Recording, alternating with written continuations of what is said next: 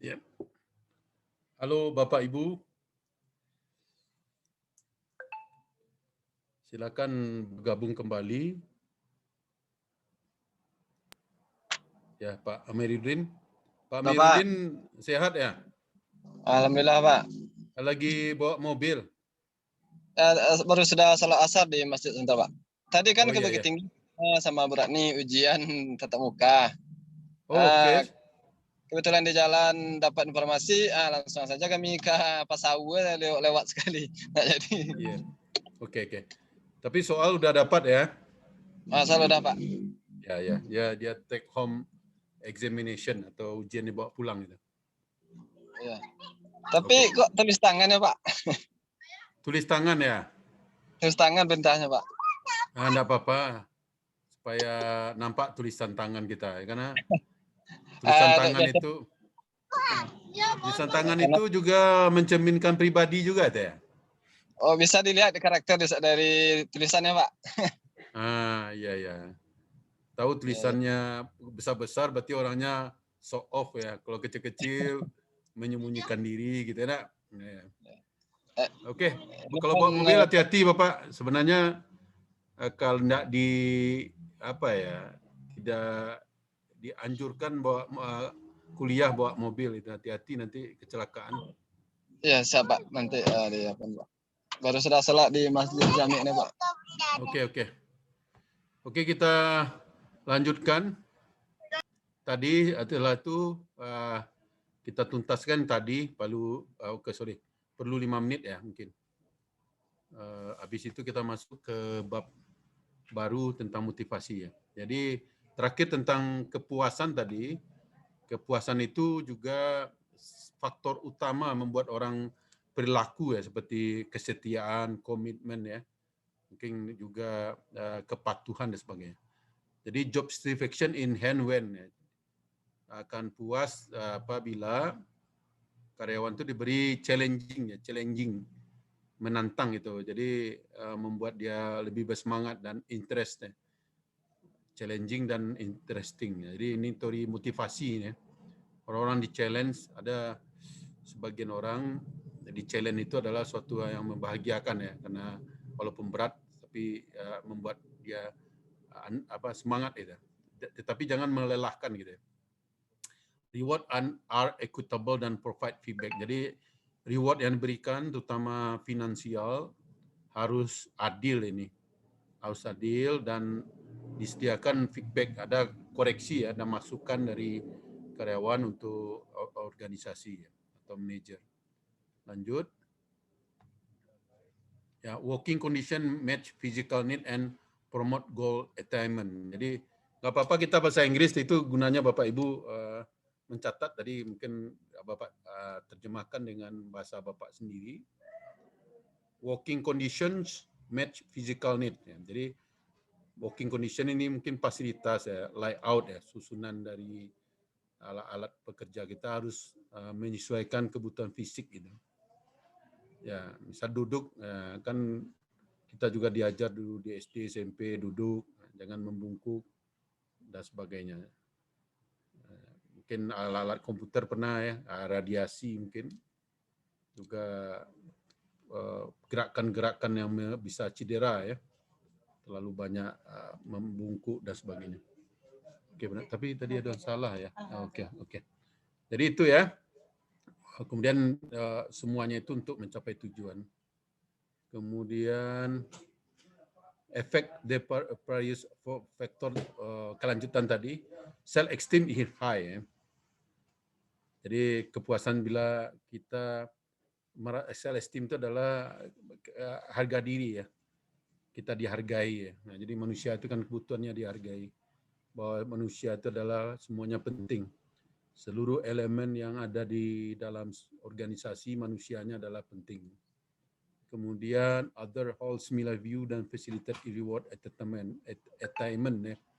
Jadi intinya semuanya intinya adalah equal ya. Adalah equal ya. Adil ya. Nah, kemudian policies and procedures are clear ya. Jadi SOP berapa semua peraturan di dalam organisasi harus clear gitu. Itu akan puas. Jangan ada disembunyikan dan ada double standar ya. Kalau bahasa sederhana double standar. Untuk si A berbeda, untuk si B berbeda. Ya.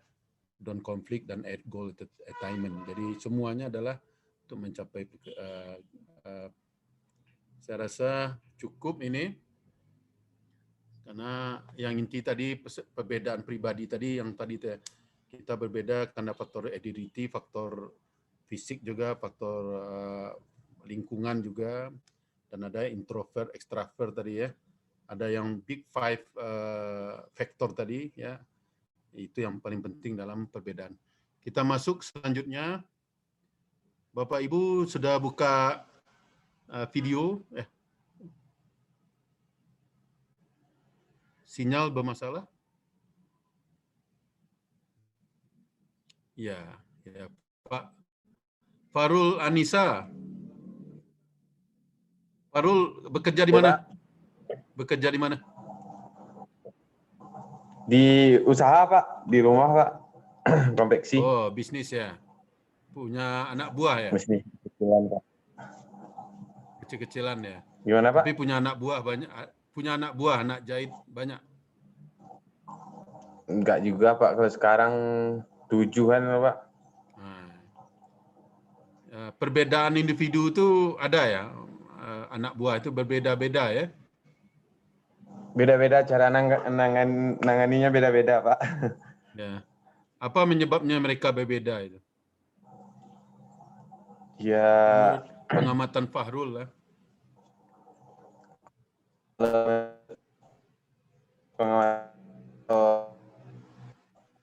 Masing-masing mereka itu berbeda dari segi pendidikan, background pendidikan dulu, Pak.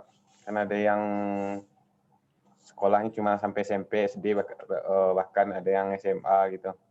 Jadi kalau cara ngomong kita pun, ya kalau yang udah pendidikan kita ngomongnya ngalir aja gitu, Pak. Ya kayak gini, pas cuttingnya kayak gini, motongnya kayak gini, jahitnya kayak gini, ya cepat nangkepnya. Kalau yang lainnya itu ya kita harus lebih sabar, ekstra sabar gitu, Pak, buat jelasinnya. Oke. Jadi berbeda karena faktor life experiences ya. Nah, karena pengaruh kedekatan pendidikan lagi, Pak. pengalaman. Oke, Bapak Ibu silakan hidupkan video. Ini suatu peraturan ya, hidupkan video. Nah, baru kita. Mungkin lagi salat. Bu Rosa, ya, Bu Rosa backgroundnya bagus nih. Ini di rumah ya atau background? Impian, Pak. Oh, rumah impian gitu. Rumah impian. Wah, iya. Jadi berarti sekarang belum impian ya? Belum impian. Sekarang masih yang dulu juga, Pak. Gitu. Oke, kita lanjut ke teori motivasi. Ini teori yang menarik ya. Saya coba dalam jangka waktu lebih kurang sejam ini bisa kita cover ya. Agak terlambat kita keluar Bapak ya, karena kita masuk tadi 2:30. Nah, mungkin 5 lebih kita ya.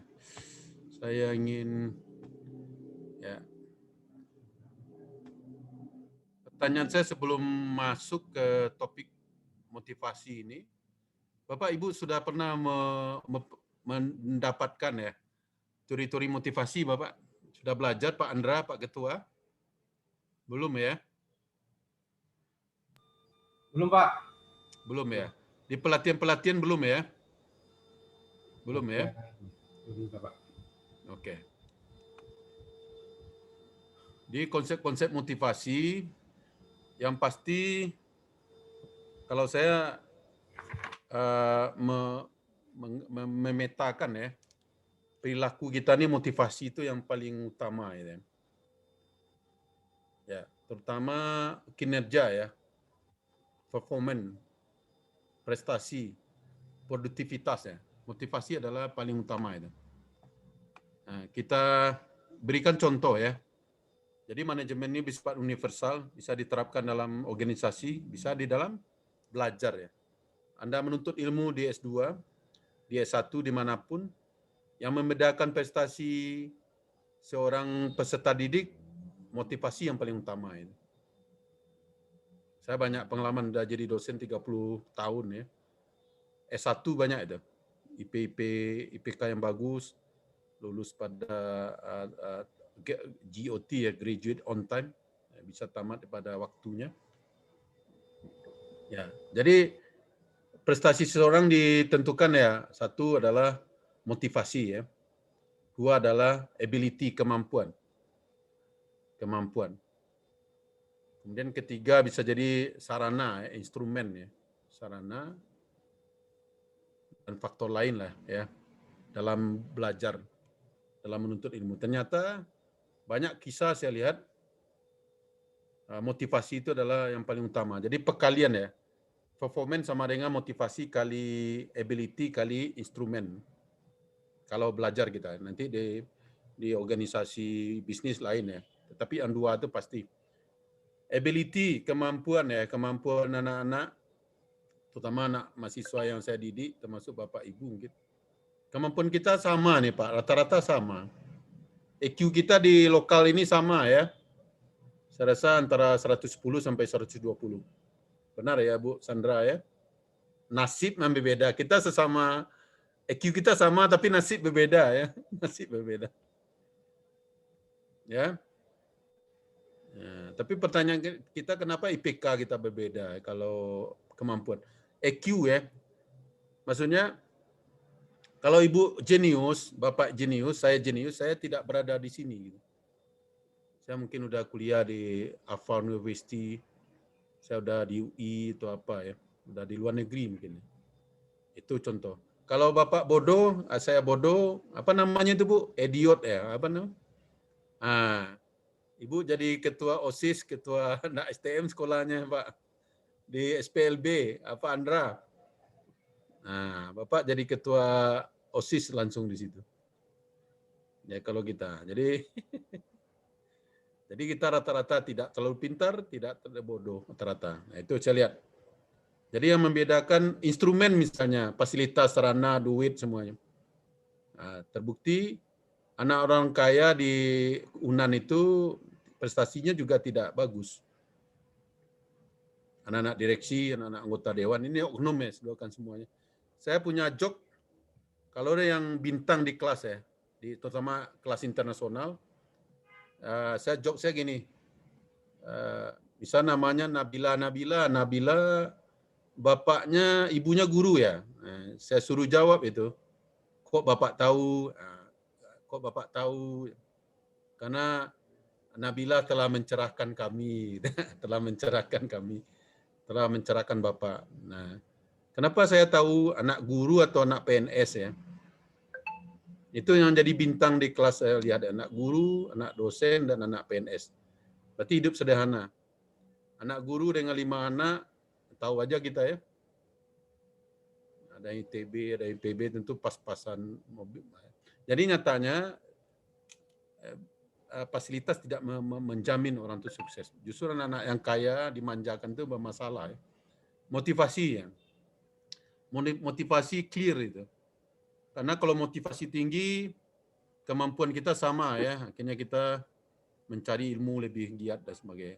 Instrumen kata orang Padang, tidak ada kayu, janjang di kapiang.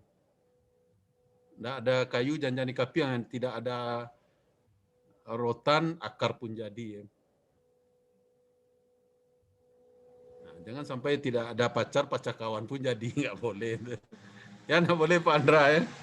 Tidak ada pacar kawan. Nggak boleh Pak.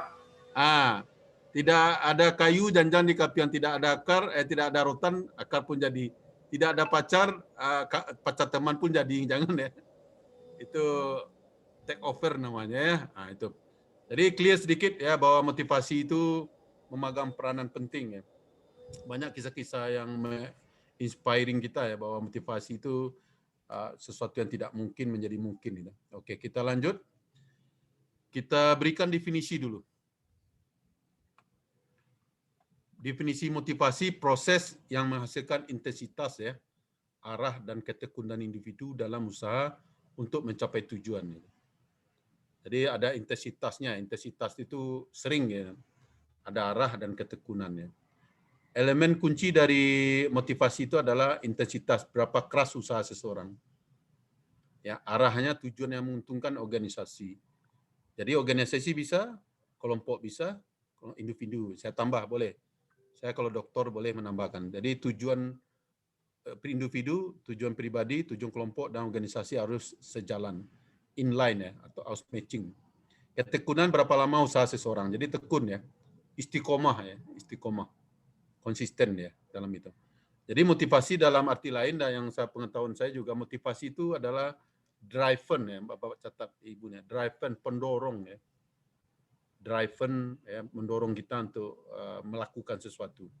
Individu yang termotivasi bertahan melakukan suatu tugas dalam waktu yang cukup lama demi mencapai tujuannya. Nah, ini terutama ibu-ibu ini.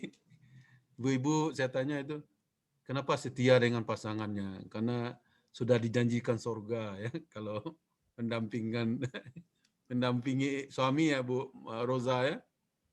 Ya Bu Sandra ya. Ya. Karena gini Bu, Bapak Ibu ini sedikit ini supaya link ya. Karena kita ada usia-usia keluarga gini. Di DKI saya ada data itu karena pengaruh pandemik ya. Pandemik ini banyak orang bangkrut, kehilangan pekerjaan, ekonomi macet. 3.000 satu hari ibu-ibu minta cerai ke suami ya. Pak Bu Sandra ya. Nah, itu karena faktor ekonomi suami tidak bisa menafkahi lagi. Nah, tapi ada sebagian orang dia bertahan dengan suaminya karena keadaan suaminya, bukan dia keinginan disengaja, tapi karena faktor bencana ini. Nah, dia kenapa bertahan ya Bu Tuti, Bu Linda, ya kayak saya ini adalah ahli sorga gitu, menemani suami terus gitu.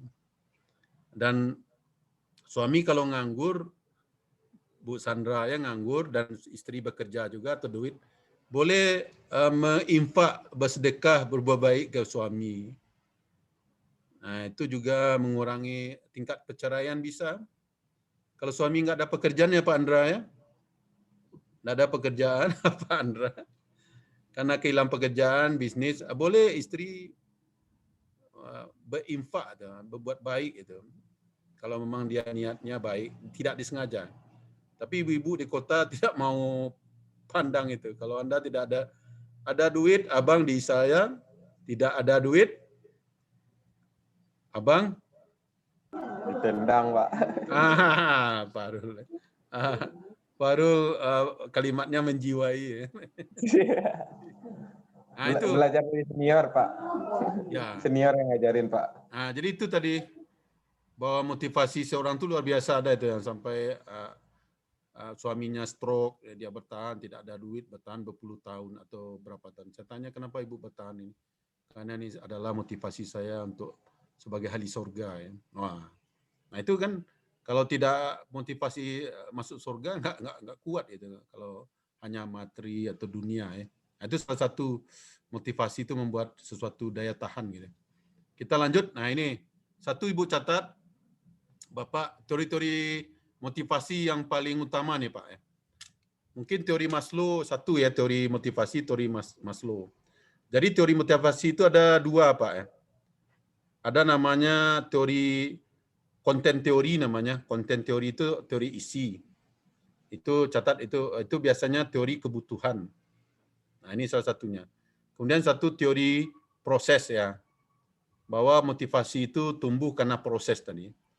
Di teori kebutuhan adalah banyak ini Maslow dan kawan-kawan. Kemudian teori proses seperti teori harapan ya, teori keadilan. Berproses seorang itu mempunyai motivasi tinggi.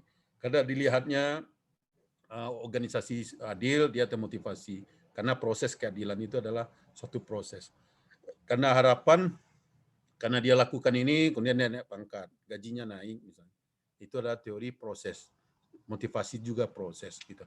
Kita catat dulu teori konten teori yang teori Maslow ini adalah teori utama ya. Kalau Bapak belajar SDM tidak tahu teori Maslow, itu Sama dengan Bu perawat tadi tidak bisa membedakan antibiotik dengan vitamin atau apa itu. Itu adalah kesalahan ya. Oke. Jadi Maslow dengan teori kebutuhannya namanya hierarki, teori hierarki kebutuhan. The need theoretical hierarchy theory of need of Maslow's. Maslow's hierarchical need theories. Nah, jadi itu bahasa Inggrisnya. Di dalam teori kebutuhan tuh manusia dibedakan 5 tingkatan kebutuhan ya. Dari di manusia ada 5 hierarki kebutuhan, yaitu fisik, paling bawah physiological needs ya, kebutuhan fisik, safety needs, keamanan, social need, esteem tadi, harga diri, kemudian self actualization atau aktualisasi diri. Jika setiap kebutuhan itu banyak dipuaskan, maka kebutuhan yang berikutnya akan menjadi dominan. Jadi kita harus memenuhi kebutuhan di bawah dulu, kebutuhan di bawah, baru nanti setelah dipenuhi akan beranjak ke kebutuhan yang lebih tinggi sesuai dengan piramid tadi. Kebutuhan tingkat rendah, kebutuhan dipenuhi secara eksternal, yaitu kebutuhan fisik dan keamanan. Kebutuhan tingkat tinggi, kebutuhan yang dipenuhi secara internal, yaitu kebutuhan sosial, penghargaan, dan aktualisasi diri. Jadi berasal dari dalam kita ya. Kalau makan itu makan dari luar, udara dari luar, air dari luar, rumah dari luar dan sebagainya. Tapi kebutuhan merasa dihargai kan dari dalam ya, kebanyakan itu. Oke. Ya kita yang merasakan gitu. Oke, jadi itu kemudian ya. Jadi ini sedikit teori, karena teori Maslow ini the main teori ya. Teori primadona dari sebuah teori kebutuhan. Nah, maka kalau Bapak Ibu memanage orang, levelnya di mana gitu. Umpannya di mana kalau sederhananya. Penuhi kebutuhan dia, maka dia akan puas. Kalau puas dia, maka motivasinya ada, tinggi dan sebagainya. Misalnya gini, Bapak, saya sebagai dosen, kebutuhan saya itu udah level tinggi ya, karena mungkin faktor pendidikan dan sebagainya. Saya butuh dihargai, saya butuh ide-ide saya diterima orang, self-actualization itu. Idealis gitu ya, apa-apa yang saya pikirkan orang bisa menerima, itu kebutuhan saya. Karena kebutuhan fisik itu adalah kebutuhan makan, sandang pangan ya, kebutuhan pokok, saya tidak masalah lagi ya. Kemudian keamanan, mungkin saya merasa aman. Kemudian kebutuhan sosial, saya ada teman, ada reuni, ada di kampung, ada keluarga besar dan sebagainya. Saya butuhkan dalam berkarir ini yang 2 itu. Nah itu. Nah, maka kalau Ibu misalnya di kuliah dengan saya misalnya, nah Ibu ada contoh sederhana Bapak Ibu. Nah ini contoh sederhana ya. Dulu saya hobi kopi nih, ini kopi Bapak Ibu, nah, kopi. Nah, jadi saya pengganti rokok adalah kopi. Saya kalau ngajar tuh perlu kopi itu, supaya lebih cerdas itu. Karena edik. Ada mahasiswa itu dulu, saya belum masuk kuliah, dikasihnya kopi itu. Dikasih kopi, dikasih kue kan. Nah, kan kebutuhan fisik saya tuh kopi itu. Tapi dia punya ada udang di balik batu. Misalnya gini Pak, Bu Sandra buatkan sekopi waktu ngajar ya. Tatap muka. Bapak, ini Sandra yang buat Bapak. Kopi Bapak dengan kue-kue Sandra yang buat itu gitu. Kaget saya itu. Secara tersirat, catat nama saya ya Pak ya.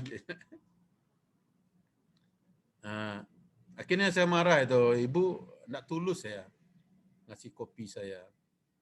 Akhirnya saya buat kopi dari rumah sendiri. Saya buat termos ya, termos kecil kopi yang ada gelasnya. Nah, kalau saya orang bawahan misalnya preman dikasih kopi Bu Sandra, ini Sandra yang buat nih Pak. Terima kasih banyak kan. Nah, karena kebutuhan saya minum, tapi situ enggak penghargaan saya kan saya tertekan dikit karena membuatkan kopi ada udang di balik batu ya. Ada kopi di balik batu ya. Nah, itu contohnya ya, saya marah itu. Akhirnya saya trauma itu enggak mau mahasiswa membuatkan kopi. Nah, karena itu. Nah, itu contohnya, karena kebutuhan saya bukan kopinya, penghargaannya, tapi kebutuhan fisik saya juga saya penuhi sendiri, saya tidak butuh ya. Tapi ada mahasiswa menghargai saya, kemudian kita diskusi berbagi ya. Itu kebutuhan saya. Ya, sebentar.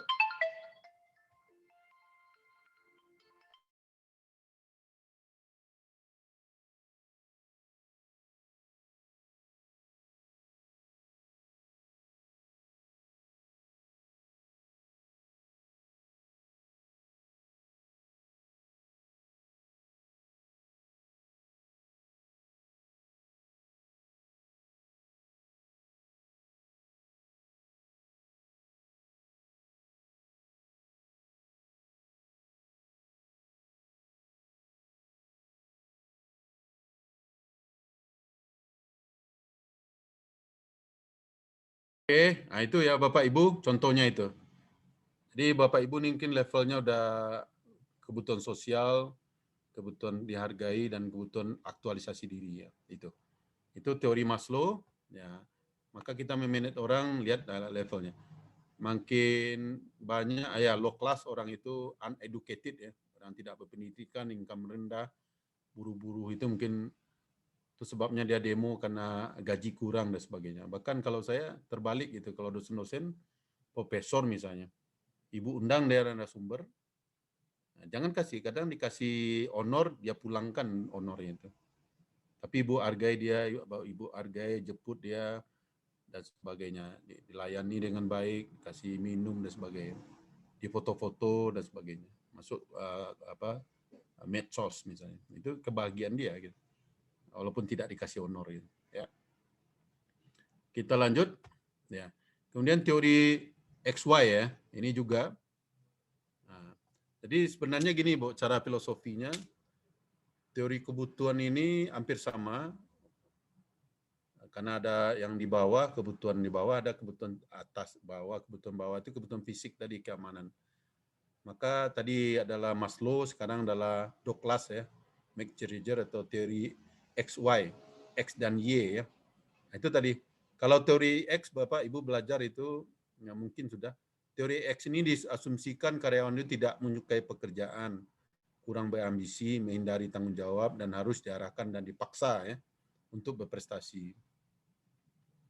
Ini teorinya. Enggak, orang itu malas, maka perlu dipaksa, perlu diiming-iming dengan uang dan sebagainya. Sedangkan teori Y itu adalah kebutuhan atas tadi, teori penghargaan, teori menghargai diri dan aktualisasi. Diasumsikan bahwa karyawan menyukai pekerjaan, bertanggung jawab, mampu membuat keputusan, mengarahkan diri sendiri, dan mampu mengendalikan diri. Nah, jadi di sini dihargai dia, demokrasi misalnya. Dihargai dia, diikut sertakan dan sebagainya. Kalau itu kebutuhan kita penuhi, dia akan motivasinya naik. Kalau di sini enggak, uang mungkin. Yang teori X tadi ya. Itu ingat tuh teori XY, Douglas McGregor. Kemudian ada teori Hesberich ya. Ini karena bahasa Jerman Hesberich. Tapi kalau bahasa Jerman Hesberich ya. Teori dua faktor ya, motivation dan agent factor ya. Faktor-faktor intrinsik yang berhubungan dengan kepuasan kerja, sedangkan faktor-faktor intrinsik dihubungkan dengan ketidakpuasan. Apa beda intrinsik dengan ekstrinsik? Ada yang tahu? Ada reward itu, ada nama balas jasa itu ada intrinsik dan ada ekstrinsik. Ada yang tahu? Bu Sandra tahu? Nggak tahu ya? Nggak tahu Bu Sandra? Nah. Iya, halo? Pak. Nggak tahu iya, ya? Pak. Intrinsik dengan ekstrinsik apa bedanya? Intrinsik itu mungkin kalau dari segi bahasa kan dari dalam dan luar, nah Pak. Ya. Nah, ya untuk mencapai sesuatu demi diri sendiri ya Pak ya. Kalau yang intrinsik mungkin ya Pak. Ya. Kalau ekstrinsik? Kalau ekstrinsik mungkin dari ada motivasi dari luar gitu Pak. Oke. Jadi kalau dalam ilmu manajemen perilaku atau SDM, ekstrinsik dulu ya. Intrinsik itu adalah faktor-faktor, misal balas jasa yang di luar pekerjaan kita. Misal saya ngajar sekarang kan, maka uang honor itu adalah ekstrinsik. Naik pangkat, promosi, di luar pekerjaan yang saya lakukan, mengajar kita Zoom sekarang. Nanti besok kan ada dapat honor tuh. Kemudian ada poin saya dan sebagainya. Itu intrinsik. Sedangkan intrinsik waktu kita berjalan ini. Nah, kebutuhan misalnya intrinsik itu biasanya dengan finansial. Promosi jabatan, naik pangkat dan sebagainya. Nah, sedangkan intrinsik ini berkaitan dengan penghargaan. Ya, bisa jadi saya dapat uang banyak tapi kelas mahasiswa saya tidak menghargai. Atau saya tidak bisa bicara tentang aktualisasi diri saya. Kita berbeda ide misalnya. Berbeda mazhab gitu. Bisa jadi. Nah, itu akan menjadi problem kita. Nah, jadi kalau intrinsik itu berhubungan dengan kepuasan kerja itu. Nah, saya dihargai, saya puas ini. Sedangkan faktor intrinsik mungkin honornya kurang, saya promosi nggak naik, tidak ada keadilan, walaupun saya mengajarnya enjoy, tapi tidak ada hubungannya dengan kenaikan pangkat saya dan sebagainya. Nah, itu biasanya dihubungkan ketidakpuasan. Nah, ini faktor hijin ya, hijin tadi ya. Faktor seperti kebijakan perusahaan, administrasi, ini gaji, ini yang intrinsik tadi. Nah, ini faktor ini ekstrinsik ya, intrinsik nih. Seperti kebijakan, gaji. Nah, ini ekstrinsik ya. Intrinsik itu selalu orang tidak puas itu. Ya, gaji tidak adil dan sebagainya. Kemudian ini teori Hesbury tadi, ini tadi motivator, ada satisfaction dan non satisfaction. Ada motivator view, ada hidden factor. Tapi mungkin sederhana aja Bu ya. Nah, biasanya ekstrinsik tadi yang uang dan naik pangkat tadi biasanya membuat orang tidak puas. Tetapi ini karena berasal dari internal, nama aja intrinsik ya. Intrinsik. Jadi kita puas dengan diri kita karena kita merasa dihargai dan sebagainya. Ini Bu Roza agak ngantuk dikit. Nah, ini ngantuk Bu Roza. Ibu lagi naik pesawat itu bergerak-gerak itu. Bu Roza ngantuk ya? Sedikit, Pak.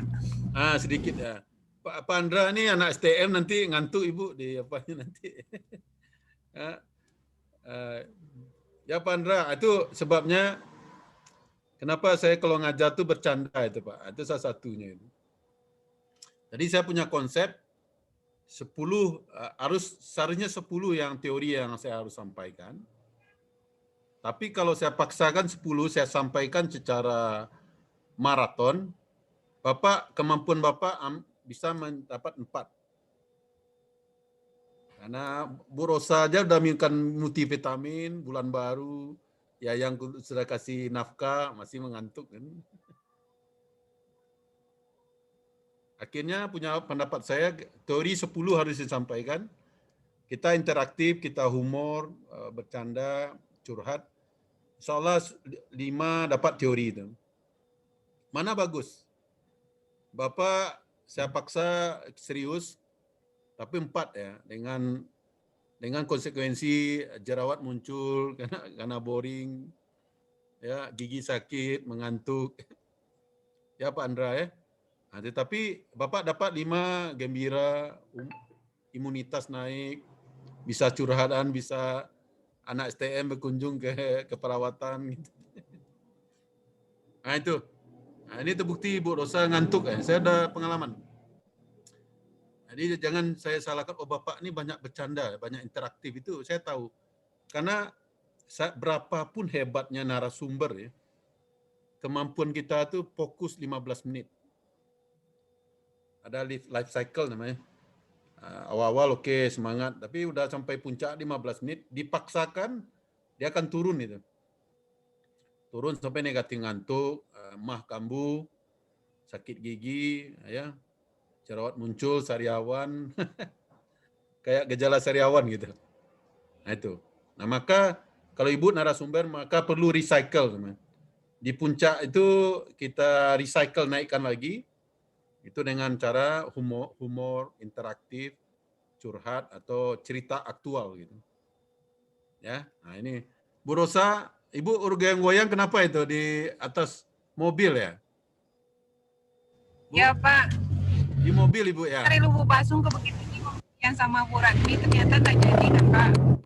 Oh iya iya. Oh Ibu di mobil ini. Ya Pak, Oh ya, saya pikir latar belakangnya rumah, tapi Ibu goyang-goyang itu gak ragu saya gitu. Salah sangka Pak Andra, apakah sama saya Pak Andra? Enggak Pak, kebetulan Bu Rosa tadi balik kanan lagi Pak, dapat informasi nggak jadi ujian itu Pak. Tidak, maksudnya kameranya kan latar belakang rumah, tapi dia goyang-goyang, itu pikiran saya nggak fokus saya jadinya. Coba tanya Pak Abe Pak, Pak Asta Pak, gimana Pak? Kalau di rumah saya di ruangan kan santai, nggak ada goyang-goyang. Nah, goyang-goyang tuh di mobil, di pesawat, F1 nah baru goyang-goyang. Tadi saya pikir goyang-goyang dan tidur kan, saya pikir ngapain Pak Bu Rosa ya? Ngapain Bu Rosa ini di rumah goyang-goyang ngantuk gitu? Ya, anak STM jangan salahkan anak STM. Ya, nah, jadi Bu Rosa jangan mengantuk. Ya, minum kopi Bu ya, minum kopi. Lihat pemandangan Bu, lihat pemandangan kiri kanan. Gitu. ya Pak. Ah, lihat yang hijau-hijau, hilang ngantuk Ibu tuh. Oke, kita lanjut. Ya. Jadi itu tadi SY sudah, XY tadi, kemudian higien vektor ya. Kemudian teori ini, teori juga kebutuhan dari ERG ya, EIRG tapi namanya ERG kita ya. Adeffer juga terkenal itu bahwa manusia dalam termotivasi dia ada 3 kebutuhan inti. Pertama eksistensi tadi, pemenuhan kebutuhan dasar tadi, ada kebutuhan fisik dan kebutuhan keamanan misalnya. Jadi gini ya, kalau Anda ingin jadi dokter, ada teori yang sudah eksis, ada modified ini, kan dimodified ya. Mungkin si Adeffer ini dapat doktor dengan memodifikasi teorinya Maslow ya. Jadi eksistensi itu teori Maslow apa ya, teori kebutuhan fisik tadi untuk kita bisa eksis dan kebutuhan keamanan. Hubungan kan social need tadi.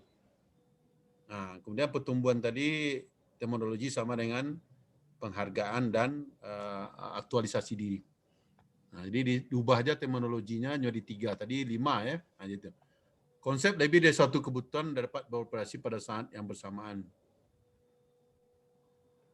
Nah, ini jika kebutuhan pada tingkat yang lebih tinggi tidak dapat dipenuhi, maka keinginan untuk memuaskan kebutuhan di bawahnya akan meningkat kita. Lebih dari satu. Jadi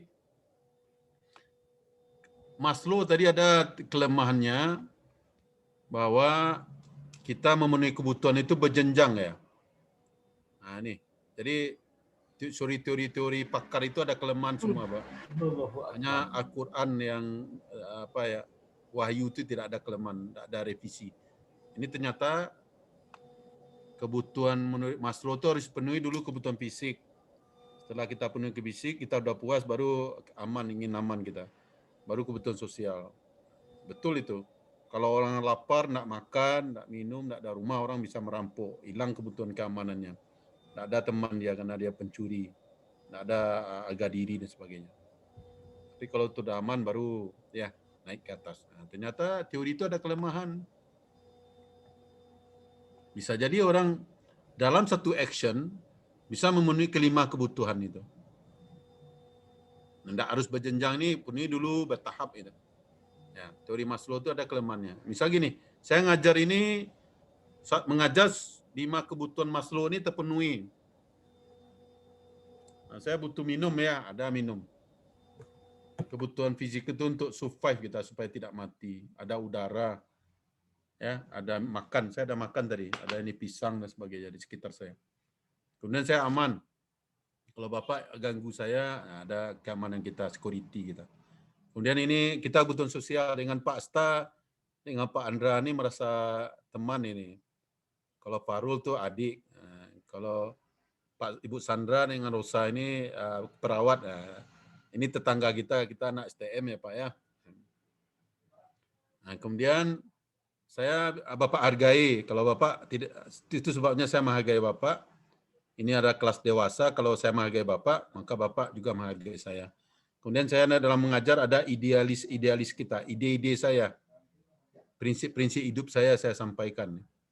Ada tadi mengenai SBY dan sebagainya tadi. Ya, jadi mengajar seluruh kebutuhan saya terpenuhi gitu. Ini kelemahannya. Oke, kita lanjut. Jadi teori kebutuhan dari RAG, eksistensi, ada relationship, ada growth ya. Di E itu eksistensi ya. Kemudian hubungan, R itu relationship atau hubungan, kemudian growth, pertumbuhan. Nah, kemudian teori kebutuhan David Maslelen masih teori kebutuhan, maka dijabarkan terus. Ada 3 teori kebutuhan dari David Maslelen ya. Ada kebutuhan kita menjadi semangat untuk mengerjakan sesuatu karena kebutuhan akan prestasi ya. Orang tuh mengungguli berprestasi dalam seperangkat standar, usaha keras untuk sukses. Kenapa saya terus mengajar seperti ini? Bapak kan ngantuk tadi, Bu Rosa ngantuk. Saya lebih ngantuk, Bu, dari ngajar dari pagi tadi. Bahkan dari luar kota juga. Makan pun tidak cukup ya karena ngajar ini lapar. Kenapa saya tetap semangat? Karena saya ingin mempertahankan prestasi saya sebagai dosen favorit di MM kita ini. Iya kan? Saya berusaha memberi ilmu, menghibur dan menasihati. Dosen idola itu 3 ya Pak ya. To transfer knowledge, memberi ilmu, ya, to persuade ya, atau untuk advice, menasihati, bertukar pikiran, terutama yang muda-muda ya. Kemudian to entertain ya, menghibur. Nah, itu baru dosen idola. Tapi kalau hanya memberi ilmu, ya sekedar aja gitu. Ya. Akhirnya saya semangat ini, walaupun udah lapar, udah capek juga. Ya. Ibu Rosa di Kilo 44 ya? Hah? Di mana itu? Jalannya di mana itu? Di mana posisi? Hah? Oh, Kamang. Iya. Saya pikir kalau ampe-ampe dia kiri kanan ya. Kalau goyang atas bawah berarti jalan berlubang ya. Banyak polisi tidur. Kalau tikungan biasa kiri kanan ya, Bu ya. Saya pemerhati perilaku, Bu. Dari gerakan saya tahu posisi jalan gitu. Di jalan Ibu banyak berlubang ya. Banyak enggak datar jalan itu ya. Dari gerakan Ibu tahu ya. Oke. Kemudian kebutuhan akan kekuasaan orang termotivasi, terutama calon legislatif ya, pemerintah sekarang itu bersemangat itu mencari duit, menyumbang kiri kanan karena kebutuhan kita dalam untuk berkuasa itu. Kemudian kebutuhan afiliasi ini kebutuhan sosial ya. Nah, kenapa kita di reunian mau nyumbang ya duit untuk acara reunian sampai jutaan kita? Karena kita butuh berteman ya, karena ada duit orang akan mau menerima kita. Gitu. Nah, kita akan berusaha seperti itu. Oke, ini tetap teori kebutuhan. Dan kita masuk kepada, ini tadi. Ya, intrinsik tanggung jawab kompetensi ya. Kalau ekstrinsik di luar tadi Bu Sandra. Ya, kita lanjut. Oke, saya rasa ini tunggu dulu. Nah, ini udah teori proses ya. Ini teori proses ya. Ini tadi teori konten teori kebutuhan. Ini udah teori proses itu. Bahwa seseorang itu mempunyai motivasi karena dia ada proses pencapaian tujuan. Di Edwin Locke ya namanya. Teori yang menyatakan bahwa tujuan yang khusus dan sulit dengan umpan balik akan menimbulkan kinerja yang lebih tinggi. Jadi mencapai tujuan itu adalah proses gitu. Faktor mempengaruhi tujuan kinerja adalah komitmen tujuan, keefektifan diri yang memadai, karakteristik tugas dan budaya nasional. Keefektifan diri, kepercayaan individu bahwa mereka mampu melaksanakan suatu tugas. Ya, ini teori kemudian ada teori keadilan. Ya, ini sudah juga teori proses ini. Bahwa keadilan itu dilihatnya dulu, dipertimbangkan, dibanding dan sebagainya. Individu-individu membandingkan masukan dan keluaran pekerja mereka dengan orang lain dan kemudian akan merespon untuk menghilangkan ketidakadilan tadi. Jadi itu ya, bahwa motivasi orang akan tinggi, ide utama adalah berlaku adil lah. Misalnya diri di dalam, diri di luar, individu lain di dalam, individu lain di luar. Ya. Jadi intinya diri kita di dalam organisasi, diri kita di luar organisasi misalnya. Individu lain ya di dalam organisasi dan individu lain, orang lain kita bandingkan. Diri kita dengan di luar organisasi dan sebagainya. Kemudian lanjut. Nah, kalau tidak ada keadilan maka karyawan akan melakukan ya mengubah. Nah, mungkin gini. Ini saya lihatkan. Nah, ini tunggu. Oke, mana tadi? Oke, nanti. Banyak ya kalau dia tidak mendapat keadilan dilihatnya, maka ada beberapa tindakan dari karyawan itu mengubah ya, mengurangi upaya dia. Dia mogok secara pasif ini, dia bermalas-malasan, produk yang diciptakan atau kerjanya tidak maksimal gitu. Nah, ini juga sama dengan mengubah ya. Ya. Kemudian mengubah, membandingkan. Mungkin gaji saya tidak sebaik, tapi lebih baik dari Y. Mendistorsikan ya. Saya merasa bekerja dengan normal, tapi sekarang saya sadar bahwa bekerja terlalu keras dibanding orang lain. Mendistorsikan persepsi mengenai orang lain. Bekerja X tidak begitu penting seperti pekerjaan saya. Jadi dia akan beberapa metode membanding-bandingkan tadi. Oke. Kemudian teori harapan ya. Juga teori proses, karena kalau seseorang bekerja semangat, tentu ada proses ini proses. Ada tujuan ya. Misalnya saya bekerja di UNAN sekarang. Ada usaha saya, ada ngajar, ada meneliti, ada buat buku dan sebagainya. Ada performance saya.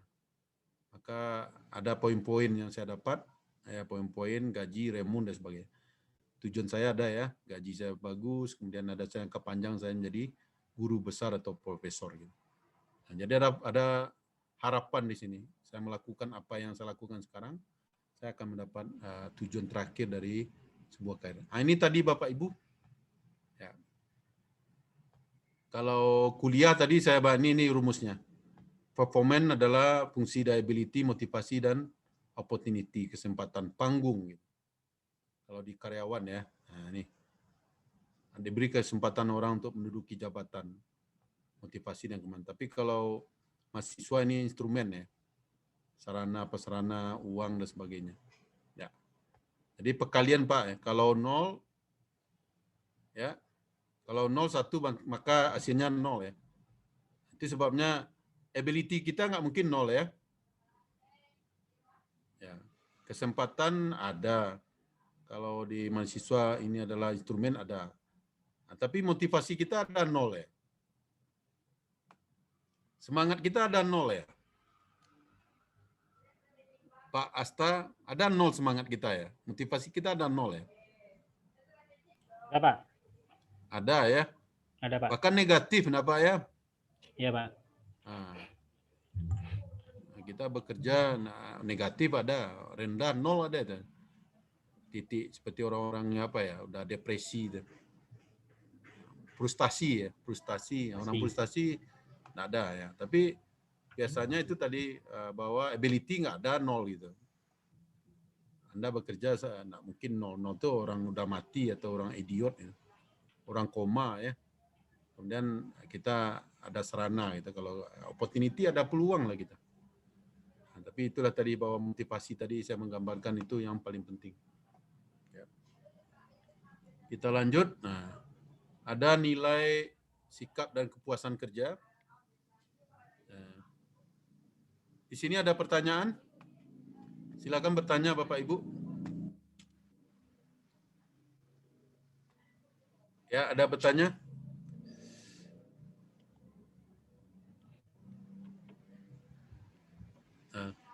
Bu Rosa ada pertanyaan? Bu Rosa udah diam ya, enggak ada lonjakan-lonjakan lagi. Udah Udah sampai, diam. Pak. Udah Pak. sampai ya. Oh tadi karena ngantuk tuh karena seperti di buayan ya. Ya ya ya. Ada kebiasaan orang kalau naik mobil ngantuk ya karena seperti buayan waktu bayi gitu adik. Ombang-ambing gitu. Ada pertanyaan Bu Rosa tentang motivasi tadi. Ada sedikit, Pak. Nah, ya silakan. Kalau untuk motivasi kan berhubungan dengan semangat kerja kan, Pak. Ya. Gimana menimbulkan semangat kerja bagi karyawan di mana yang situasi kerjanya itu terlalu berat beban kerjanya, Pak. Terima kasih, Pak. Wah, terlalu berat. Oke. Oke. Berat ini objektif atau subjektif, Pak? Sudah Objektif dinilai. Objektif ya. dari segi jumlah pegawai dan jumlah ini beban kerja memang Kurang ya. kurang, Pak, ya. Ya. Ini kan ada apa ya, standar ya. Misalnya ini jam kantor office hour itu 8 jam misalnya. Dia bekerja sampai 13 jam. Itu berat itu ya. Lembur terus. Itu berat. Pekerjaannya stres ya, under pressure, ada deadline ya. Kejar tayang, itu berat. Berat lagi mungkin kemampuannya enggak ada. Misalnya ibu, bapak enggak familiar dengan software PLS. Ibu suruh mengoperasikan PLS itu mengolah data 3 hari harus siap, itu berat gitu. Nah, tapi bagi pakar ya udah itu pekerjaannya nggak berat gitu. Sama saya hobi nyanyi ya, hobi nyanyi. Kalau saya ke kenduri atau reuni atau acara apapun nak suruh nyanyi saya nggak pulang gitu. Nah, tetapi seorang profesor nggak biasa bernyanyi, Bu. Tak biasa, ada suaranya nggak tahu. Suruh nyanyi dia berat itu. Nah, suruh dia gini, daripada saya suruh nyanyi, lebih baik saya suruh ngajar 3 hari 3 malam. Nah, karena nyanyi itu berat bagi, karena agak biasa. Gitu. Jadi itu maknanya maksud saya, karena kemampuan ya. Kalau orang penyanyi justru enjoy dia nyanyi, kan? Tapi tidak penyanyi berat banget. Gitu. Nah, semuanya itu. Jadi itu tadi. Banyak faktor lain ya, faktor dipertimbangkan dalam sebuah beratnya. Kemampuan, kemudian jam kerja, nah, kemudian psikologis berat, nah, pekerjaannya berat tapi gajinya kecil, berat juga itu. Tetapi ibu tahu di Jakarta gaji orang besar-besar dia mau lembur gitu. Anak saya dulu di perusahaan Amerika, gajinya $, sampai jam 12 malam tiap hari kerja mau dia, nggak berat. Tapi sekarang kerja dari PNS, jam 4 aja udah mengeluh dah, pulang lepak. Nah itu mungkin banyak faktor. Jadi ibu, saya bicara ibu menyimpulkan. Nah, jadi cara mengatasi lagi. Jadi kalau memang real kemampuan tidak ada ibu ya, berat pekerjaan karena kemampuan tadi, seperti penyanyi tadi, seorang profesor nak pandai nyanyi, maka jalannya apalah mungkin right man right job ibu ya, bahwa dia masa berat di situ karena tidak sesuai dengan keahliannya, kompetensinya. Pak, kalau Ya. ini dia mampu, Pak. Dia mampu, tapi dengan jumlah pekerjaan yang banyak ya, workloadingnya tinggi. Yang kurang, Pak, ya. Kalau kemampuan mampu. Nah, caranya ada, Bu. Banyak caranya tuh. Kalau dia workloading belum ada karyawan, bisa jadi bersedia jadi lembur dia, di lembur. Jadi double. Dia biasanya 8 jam, jadian sampai jam 10 misalnya. Jadi tambah berapa jam tuh? Katakan 1 jamnya dibayar lah. Lembur, dibayar lembur. Bisa. Untuk pekerjaan yang harus ditambah ekstra tadi. Bisa jadi. Atau ada tenaga honorer. Atau kalau dalam FSDN direkrut karyawan baru misalnya. Tapi kalau itu panjang prosesnya, honorer bisa nggak? Untuk mensupport dia. Nah, kalau dia lembur nggak dibayar, Bu? Biasanya enggak, Pak. Biasa kan pulang 4 tuh. Kalau jam kerja kan sampai jam 4, Pak. Tapi pulangnya udah jam 6, jam 5 gitu, Pak. Nah, kalau nggak bayar lembur ya berat di perasaan nanti Bu. Berat di ongkos gitu. Nah itu. Jadi lembur dibayar, bahkan lembur itu lebih mahal daripada gaji harian. Kalau per hournya, kalau luar negeri kan orang digaji per hour, per jam. Maka lembur itu biasanya double bayar. Mau orang, ya di Jakarta Ibu lihatlah gedung-gedung itu kan. Kalau PM masih, 8.000 sejam, Pak. waduh. Ya, jadi solusinya itu Pak ya.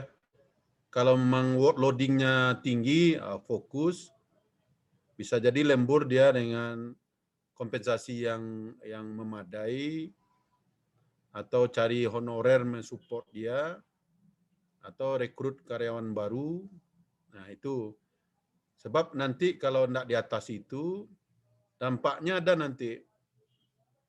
Kalau orang stres ya dampak banyak, dampak psikologisnya.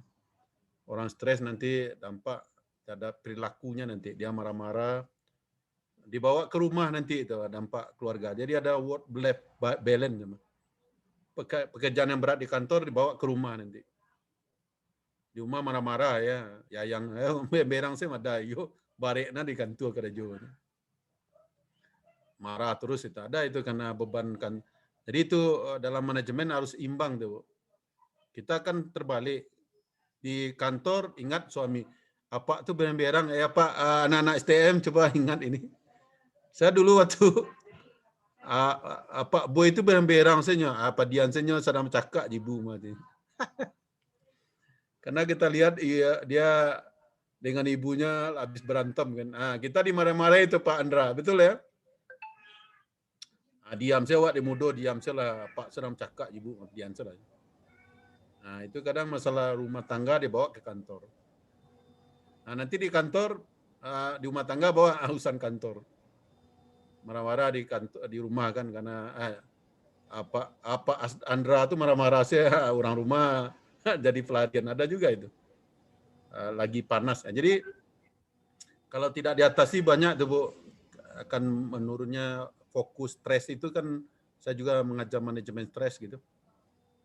Akan membuat orang gagal fokus, pengaruh ke kesehatan ya.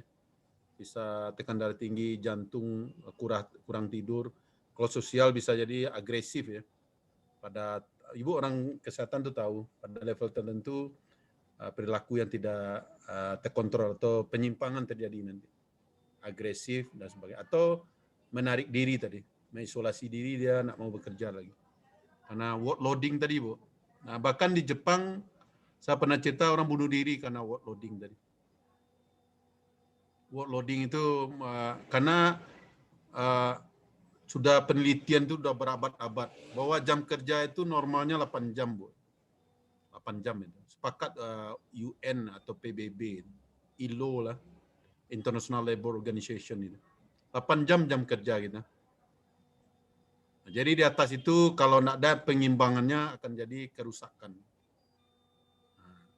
Keimbangnya adalah kompensasi atau jam lembur itu seperti rumah. Ada juga orang tuh. Kalau Jakarta saya lihat kalau di rumah dia mulai masak kopi, masak indomie dan sebagainya kalau lembur itu. Mejanya di luar dekat kafe dan sebagainya. Tak ada formalitas lagi ya Pak Andra ya, mungkin gitu saya lihat kawan-kawan ini. Nah, karena pekerjaan kita 8 jam itu. Jadi banyak tuh Pak Bu Roza harus diatasi segera karena beban kerja tuh pengaruh terhadap fisik, kesehatan mental dan keseimbangan rumah tangga nanti. Saling berkait itu ya. Oke, ada yang bertanya yang lain?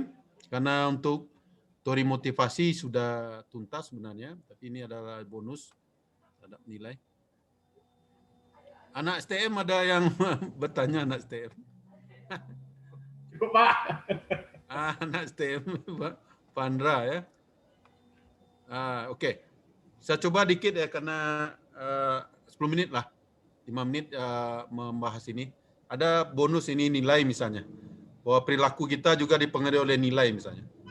Nilai adalah suatu keyakinan mengenai cara bertingkah laku yang diinginkan individu dan digunakan sebagai prinsip atau standar dalam hidupnya. Jadi nilai-nilai kita ini. Misalnya gini. Saya bercanda tadi, mungkin ada sebagian kawan-kawan di sini tidak bisa menerima tadi. Ada itu. Saya bercanda dulu ya. astagfirullah, astagfirullah. Setiap bercanda dia mengucap gitu. Nah, karena nilai-nilainya bercanda itu dianggap mubazir. Tapi bagi saya bercanda itu pada batasnya adalah obat. Bahkan saya punya prinsip, Andra, memberi ilmu itu adalah ibadah, tapi membesarkan hati orang juga ibadah. Setuju nggak ya? Iya, Pak. Nah, membuat orang bahagia itu ibadah itu kan? Ya, membuat hati orang senang, Pak ya. Nah, ibadah.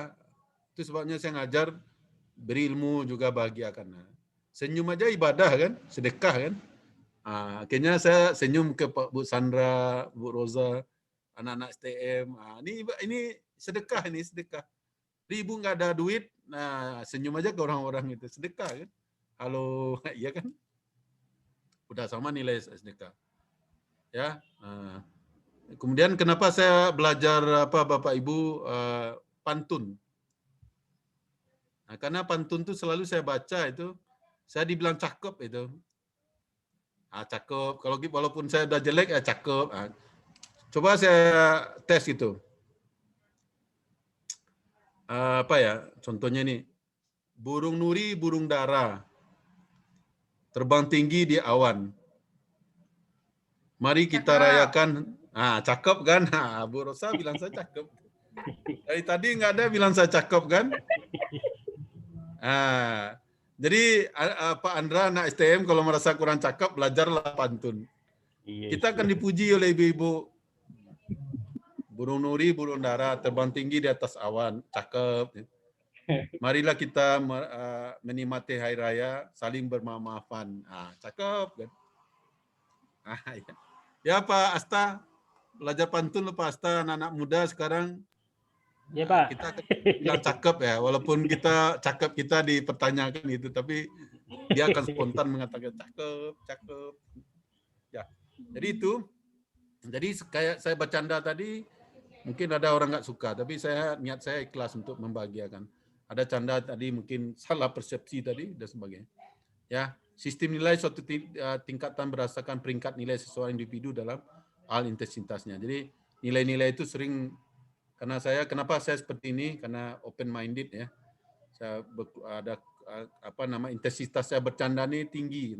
Mertua saya bercanda, kakak saya bercanda, jurusan saya bercanda. Akhirnya mempengaruhi saya bahwa nilai bercanda itu adalah hal yang positif nilainya. Ya, saya rasa ini nilai kesetiaan dan berlaku etis itu. Jadi itu ada kaitannya itu bahwa nilai-nilai satu value ya yang kita pakai untuk standar kita untuk berperilaku atau bereaksi gitu. Ya, kemudian ada perilaku etis dan sebagainya. Misal gini, pernah saya ceritakan Ibu Sandra, nilai-nilai perilaku kita. Kalau di Indonesia, mau ngomong mungkin pernah saya sampaikan, cipika-cipiki tidak boleh ya. Pak Asta, Pak anak STM susah ya. Anak STM. Pak pernah, kalau anak STM tak pernah cipika-cipiki, Pak. Saya bertanya kepada orang yang fakir, ke orang fakir ya. Ada duit nggak? Ya nggak ada duit Pak. Nah, tapi gitu. Saya kalau reunian ya, saya pernah cerita. Kawan-kawan saya yang suaminya orang Australia, ada di Singapura, itu kalau ketemu cipika-cipiki ya. Saya pernah cerita tuh, saya stres gitu. Nah, akhirnya saya enggak kan karena etik nilai-nilai saya nggak boleh. Nggak boleh cipika-cipiki, batal wudhu kan. Ya Bu Sandra. Tapi saya diolok-olok gitu. Pak Doktor konservatif ortodok, tapi udah pernah 20 negara, pernah ke Amerika, Eropa, ke Jepang. Ini ortodok Pak Doktor ini. Bagi kawan-kawan lain kan. Akhirnya saya stres ya Pak, nilai-nilai saya konflik batin gitu. Akhirnya kan reuni awal, saya nggak, akhirnya kita pisah nanti kan.